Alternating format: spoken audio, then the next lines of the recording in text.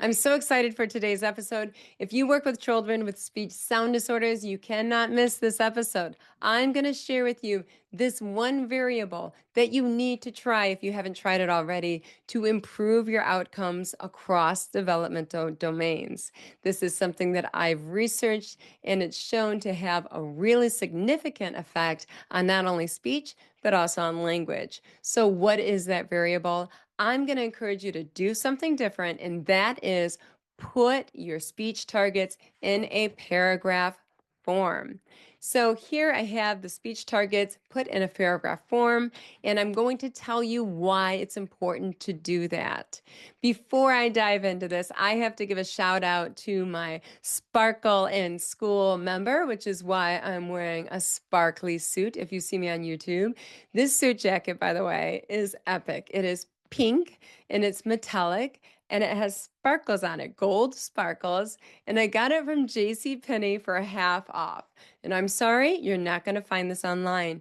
I found this in Dearborn, Michigan at Fairlane Mall, and I saw it and I was like, this is epic. So I'm wearing it today for to celebrate my Sparkle in School membership, which is my baby, my what I put my blood, sweat, and tears and creativity into. And my members know it's great. It's a great membership. The kids love it. The members love it. But talking about that membership, what she had asked Megan, who is an elementary speech language pathologist, is that I write a parent letter explaining the paragraph. Why are we doing our speech targets in a paragraph? What is this all about? Because this is not business as usual therapy. This is not your mama's therapy. I am not for you if you are looking for traditional speech therapy. I am for you if you're someone who's looking for what works. So let me tell you about this. What I did is I took a paragraph and I took a complex sentence and I did research on my summer enrichment program I used. So I think I had 25 children. I randomly assigned them with speech sound disorders in one group, and that was the complex sentence group. And I had 25 children in the other group, and that was the paragraph group. I had 50 children total, and I just randomly assigned them. So in both groups, they had the exact same targets. It was like words such as spray, scrape, drop, hungry. So they were the same consonant clusters. But what I did is in one of the groups, I did it in a paragraph format. So it's first, you're going to do this. Next, you're going to do this. Then you're going to do this. Lastly, you're going to do this. A paragraph. So I took 4 sentences, put it into a paragraph. Then we had the complex sentence group. I had the exact same words, scrape, spray, drop, hungry. I'm just going to put it in a complex sentence. So the active ingredients, which are the complex clusters, are the same. The only thing that's changing is, are you going to say a paragraph or are you going to say a complex sentence? Now, my hypothesis in this research was that I was going to get a greater mean length of utterance. So basically, longer, more complex utterances from the children that were assigned the paragraph than those that were assigned the complex sentence. I thought we're going to get the same in terms of the speech outcomes. I thought, yeah, we have the exact same targets in there. So, and if you have just a complex sentence, the child's going to do more reps because it takes less time. So, it's going to be the same. But the results proved me wrong. That's why I love researching my practice. I always get proven wrong, and that's when you really learn. You have these eureka moments. And what I found is I found that the paragraph not only had statistically significant greater gains in the mean length of utterances, the language length, and the complexity, but they also had statistically significant gains in the number of errors they had, less errors. And this was at a medium effect size. So it was like half a standard deviation improvement for those in speech and working with the paragraph than those of the complex sentence. So the paragraph, why is that? We can understand why it would impact language, and the children would be speaking in longer utterances that are more complex grammatically. But what I want to know is, why did they get such better gains when it came to the articulation. And this was at statistical significance. And like I said before, at a zero point 0.5 effect size, which is a good medium-sized effect size, which means like half a standard deviation better than on average than the group that had the complex sentence. This is why. When you improve, when they're saying the paragraph, you're improving verbal working memory. And why is that? You're having the child remember 4 sentences.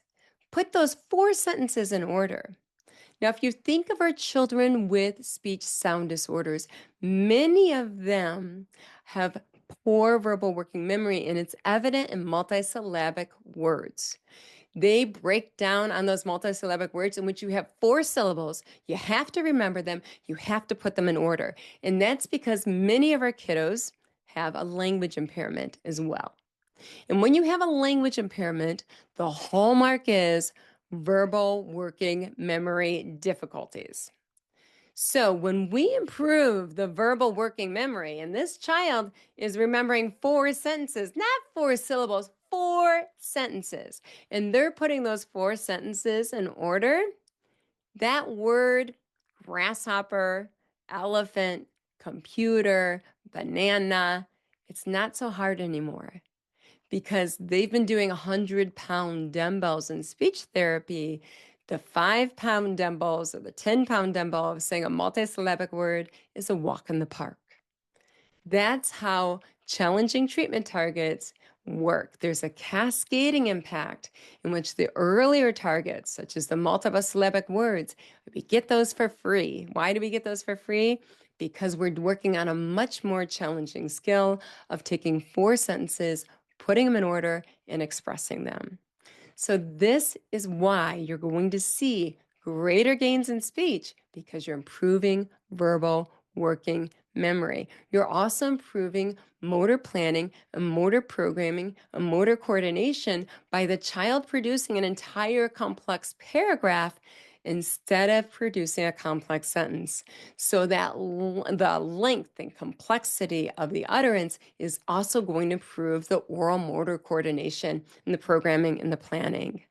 So that is why the paragraph not only is going to give you better gains in language, but it's also going to give you better gains in speech.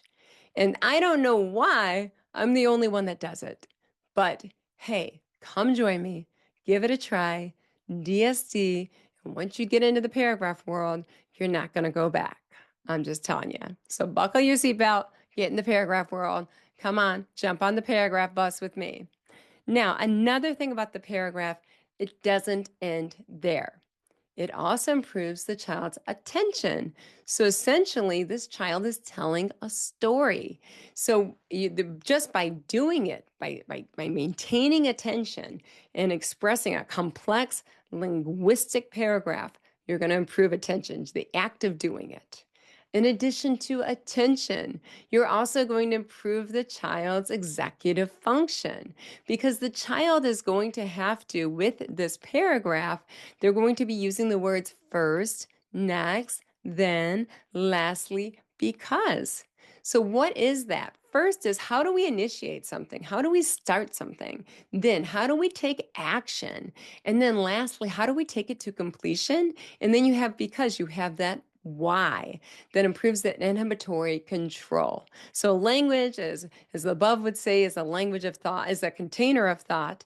These first, then, next, lastly, because this is powerful in improving executive function. So the research indicates that if you can teach children to talk through multiple step processes, you will improve their executive function skills. These are powerful words here that these children are repeating over and over and over again, developing automaticity with it. This is good stuff.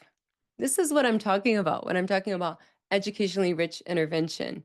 We're not working on a single skill. It's like working on a single muscle. You're wasting time. We're working on the whole child. So when we're looking at the speech sound disorders, we're also going to be improving the literacy skills because the child is saying a paragraph using those words worth billions of dollars, first, next, then, lastly, because. And we've talked about this before. If the child is able to tell stories, this is how you're going to improve language comprehension. If you want to improve language comprehension, the research shows there is one thing and only one thing you can do: work on narratives. That's it. You want to improve language comprehension? If you want an empirically based way to do it, work on narratives. That's it. So basically, we are getting the literacy too. We're getting the language comprehension too. It's in there. That's what an educationally rich target looks like. It's in a paragraph. It's not saying a sound over and over again. It's not saying a single word over and over again. It's not saying a phrase over and over again. It's not saying a sentence over and over again. It's not saying a complex sentence over and over again. It's saying a paragraph. And if you want me to reiterate why the paragraph, I will go through it again. When we have the paragraph, we're going to get better gains in speech. We're going to get better gains in expressive language. We're going to get better gains in language comprehension because of the narrative approach we're using. We're going to get better gains in literacy skills because of the automaticity of that scaffold of how you put your ideas in order to express them. You're going to get better gains in verbal working memory because you're taking 4 sentences. You're putting those 4 sentences in order, and then you're expressing them. Suddenly, those multisyllabic words are not so hard anymore. And lastly, you're going to improve your executive function because you're going to know how to take a task and break it into an organized manner and have a causal reason for it. Language is very powerful. It is a container of thoughts, and interventions with executive function that teach children to talk through processes are effective to get them to initiate it, take action, and take it to completion. So this is really good stuff. And I didn't mention the attention. Attention is huge. We have an increase in attention, especially with children on the autism spectrum. What you're going to find is you're going to see an increase in socialization. You're going to see an increase in play skills. You're going to see an increase in motor skills. You're going to see an increase in following directions. All of that is going to improve because these children, many of these children, are highly sensory distracted because the sensory systems are being challenged. So it's very difficult to focus when you are thinking that you're not safe, when your basic needs are not feeling safe. So attention is huge. If we can improve that attention, you are going to improve every single aspect of the child's life. Okay, especially for a child with attention difficulties. So when I see a child that looks like this is a child that is on the, like myself, the attention deficit kind of spectrum, I'm like, go for that paragraph. And when that child is saying that paragraph, doing that paragraph, that child's attention, you're going to see marked improvements in those areas of attention. And that's huge. That's really important, especially when they enter into kindergarten. And the research is indicating that attention is perhaps the single most predictive variable that the child can attend in a group of whether or not this child will be academically successful in elementary school. So attention matters. All right, I hope I have your attention, and I hope that I've convinced you to try the paragraph and do something different. So as I've told you before, I did the research. I randomly assigned the children using popsicle sticks, and I showed the gains. And that's not a large group of children. When you have about 50 children you're working with, 25 in each group, and you're getting statistical significance, which means this will generalize to other preschoolers with speech sound disorders. And also saying that it's at a good effect size. Like there's a half a standard deviation difference. That's pretty big. That's like they call it a medium effect size. I think of it, that's a media effect size. Like not only is it significant, it's generalizable, but it's like, man, there's like kind of a big difference here. So don't just listen to this episode and say, that's neat. That's something I might try. Try it. The work you do is very important, and the children's neuroplasticity in the brain is at the highest level right now. You can truly make dramatic gains at this time that will change the trajectory of the next 100 years of these children's lives. So This is something that I don't want you to take lightly as, oh, that's a nice idea. This is an important variable that I really want you to try. When you do try it, this is what I want you to do. Give a single word speech test. Now, I know many of you are like, no, no, no, I like to use spontaneous language samples. I like to get percent consonant correct. And I'm actually going to say at the preschool level, if you want a more reliable, more valid assessment, give a single word speech test.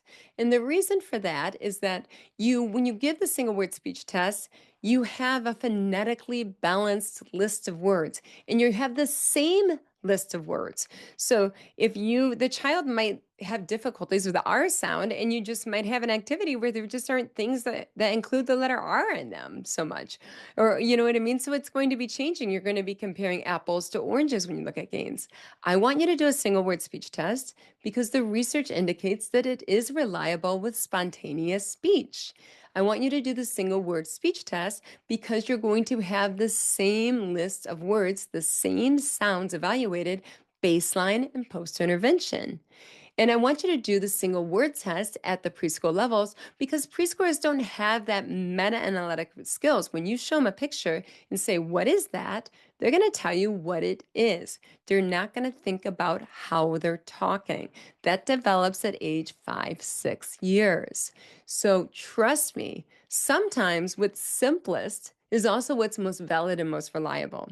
And at the preschool level, which is great for me, working with preschoolers, go for the single word speech test. What I want you to do, give a single word speech test. Do your own assessment. Take your treatment targets and say, okay, we're going to put it in a complex sentence. Okay, for you, I'm going to go ahead and put it in a paragraph. I'm going to test this out. And then go ahead and just randomly assign it. 2 months later, go ahead and give the same single word speech test. Now, I say the same test because there's a ton of variability between single word speech tests. I've presented research on that before where you'll have 30% of the children qualifying if you use this test, and you're going to have 30% of the children not qualifying if you do this test. So there's a huge difference in test. You've got to use the same test. Okay, 2 months later, give that same test. What you're going to see, I'm going to bank on it, is that the treatment targets that were put in a paragraph form, you had greater speech gains on than the one that was put in the complex sentence form. And that is for the reasons I have just mentioned. So that's why we're doing the paragraph. So weird works. Now, if you are in my membership, you get the paragraphs. This is something that I do not distribute freely, the paragraphs. There's a ton of research and work that goes into the paragraphs. And that is something that I share with my SIS members. There are also paragraphs in my speech sound disorders clinical textbook. So you could get that. I have some of the OG paragraphs in there. Those are very effective. Those are ones that I used in the research study. And then over time, of course, I always evolve. So the paragraphs always evolve with my practice. Yeah, I never stop growing. I think that's my love language, is to grow and learn. So these paragraphs, for instance, that we're using in the SIS membership, they were totally revised in 2025. So if you join for just a month for the SIS membership, you just email me and say unsubscribe, before the month is over, so you don't automatically get into another month. Then you're going to get all of the paragraph treatment targets. I'll show you right here, this sentence to the language, sentence level to language, paragraph level language, sentence level to paragraph level speech. Of course, I like to work right at the paragraph level. Do I work at the sentence level with some of my kiddos? Yes, we're not there yet, but as soon as we can, we go to paragraph because that it's going to produce gains across developmental domains. And I'm not going to get that at the sentence level. So what I encourage you to do, if you want to give it a try, go and join the SIS member for just a month. You're going to get all of the treatment targets when you join. And then the Friday of whatever, the first Friday you join, you're going to get all the revised treatment targets that I just updated in 2025, and me showing you the cues that comes with the digital cues of how I cue these treatment targets. So you're going to have all the targets you need, right? You are ready to get to work, ready to DSD. When you do something different, you're going to get different results. You will be very impressed with the paragraph and how much greater the gains are, even though you're using the same treatment targets. And once again, if I have to explain one more time, the gains in using the paragraph are in speech, in both receptive and expressive language, in literacy, in attention, in verbal working memory, and in executive function. Do you really want to turn away from all of those gains, especially when children with speech sound disorders are at risk for more difficulties in those other areas? What we want to do is be very wise with our time.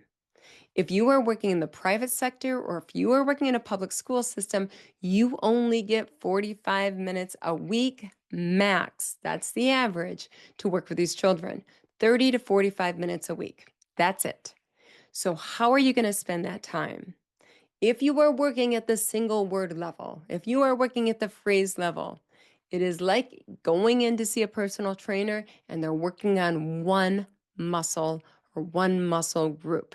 That will not create systematic change. That will not alter the trajectory of this child's life. When you work smarter, not harder, when you work smarter, you are going to create meaningful change. So that said, I'd like you to take your sleeves and I mean, I'm serious. You've got to see me on YouTube. This jacket from JCPenney's is totally epic. I got this for like $30. So it's pink and metallic and it's not online. So if you're ever in Dearborn, Michigan, go check it out. Get yourself a pink metallic suit jacket, Liz Claiborne. Whoa. And roll up those sleeves and make the world a better place, one child at a time. You are always going to be